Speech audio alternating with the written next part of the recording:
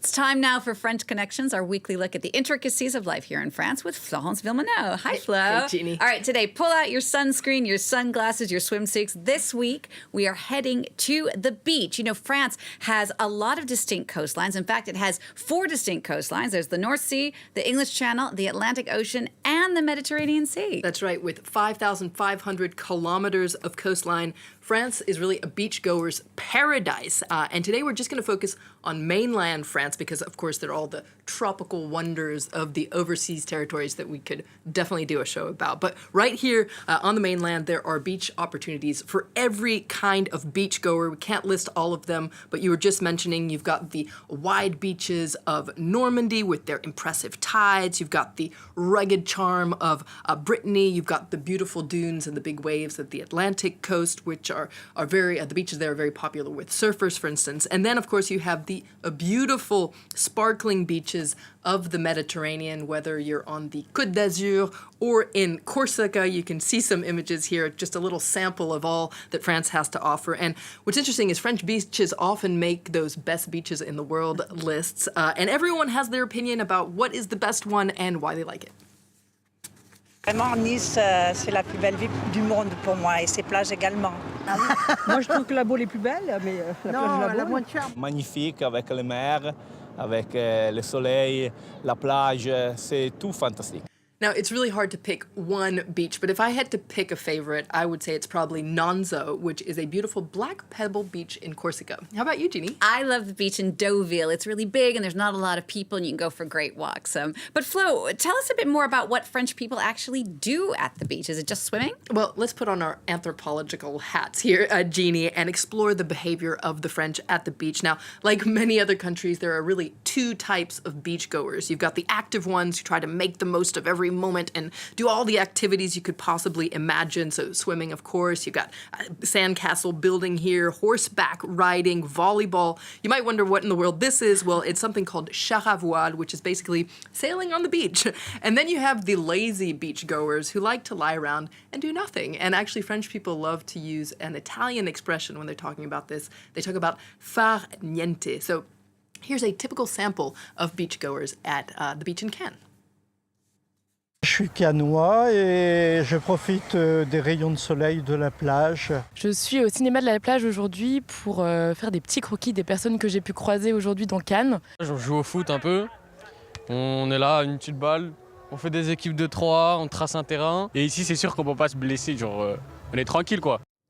And like all things French, food is a very important part of the beach experience. In fact, some people might argue it's perhaps one of the most important features of the day. And in many ways, the snack situation at the beaches in France are it's very similar to other parts of the world. You've got the usual suspects, ice creams and popsicles and everything. But there are some surprising French favorites. For instance, chouchou, which are caramelized almonds and peanuts. And then beignets, which is basically a donut without the hole in the middle. And beignets have been a beach time favorite for years. You can see all this footage here of people selling them. Essentially, the beignets are the same, it's just their outfits that have changed. I'm French, and I have always found this very strange that when you're hot and sweaty at the beach, you'd want to eat fried food, but it is a thing for some people. Ils sont dorés, ils sont sucrés, vous allez vous régaler. Il est bon? C'est une tuerie. Trop bon. J'en reveux, j'en recroque.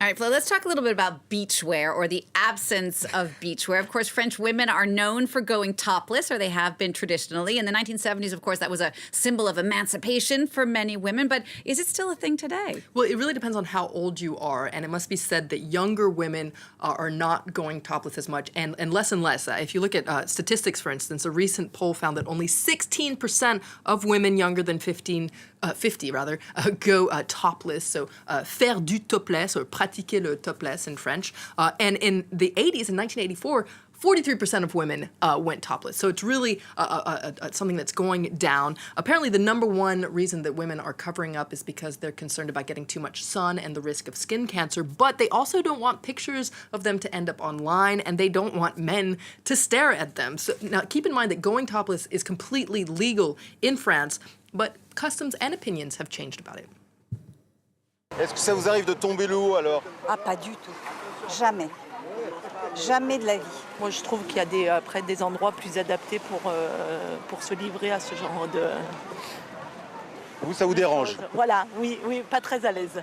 Tout le monde est libre de faire ce qu'il veut. De toute façon, c'est pas interdit par la loi.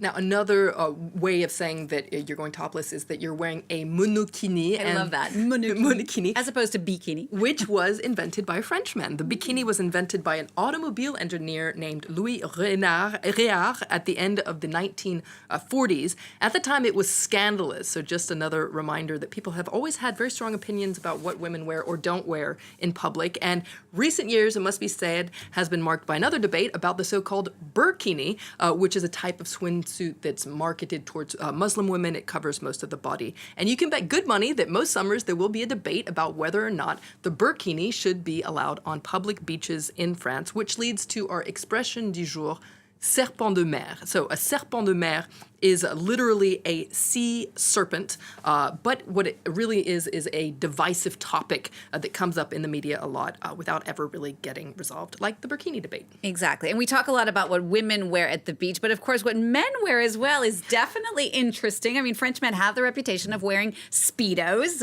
Is that still popular? Are they still popular? So Speedos tend to be obligatory in public swimming pools, but when it comes to beachwear, the style has gone more towards a Bermuda shorts, though you will see the occasional banana hammock. Here again, people have very strong opinions about what people wear. Quand je vois un mec à maillot serré, ça me fait fuir. C'est vrai? Ouais. Pourquoi? Je sais pas, j'ai horreur de ça. Non, sérieux, ça fout la honte. Vous préférez quoi? Les shorts, Pourquoi?